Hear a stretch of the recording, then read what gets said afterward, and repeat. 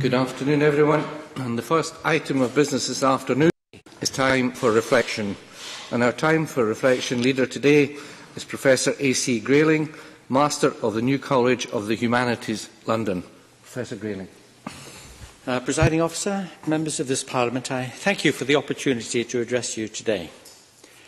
My mother's maiden name was Burns, and her birthday was January the 25th.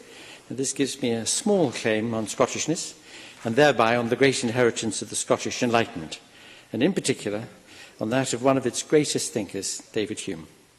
This is the more especially agreeable because Hume's view of ethics is proving to have been very prescient.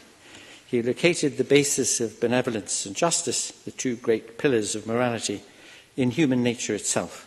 And today we see the emergence of powerful scientific support for that view in our understanding of humanity's place in the natural world. The terms sociobiology and evolutionary psychology are bandied about in discussions of human nature's continuity with the rest of nature, but whatever labels we use, we now have every reason to acknowledge that good and ill alike arise from facts about our biological history. And the most important fact is that we are essentially social beings. We need each other. We need companionship and community. We need to give and receive love. We need to cooperate and agree. And the heartening fact is that these fundamental needs of our psychology give us what is the majority story of human moral experience.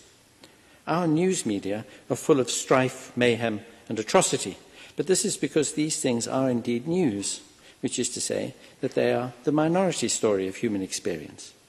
The main story is that in every city, town, and village, everywhere in the world, every minute of each day, there are millions of acts of courtesy and kindness, friendship and help. That's our basic human reality, against which the tribulations that arise from division and discord must be set. Those discords are largely the result of our giving too much influence to tribalisms of one kind or another.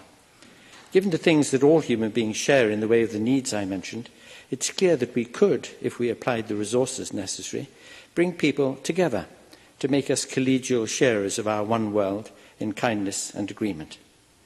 David Hume thought in these terms, and the advance of inquiry is showing that both he and we are right to place our best hopes in this aspect of human nature. Very good.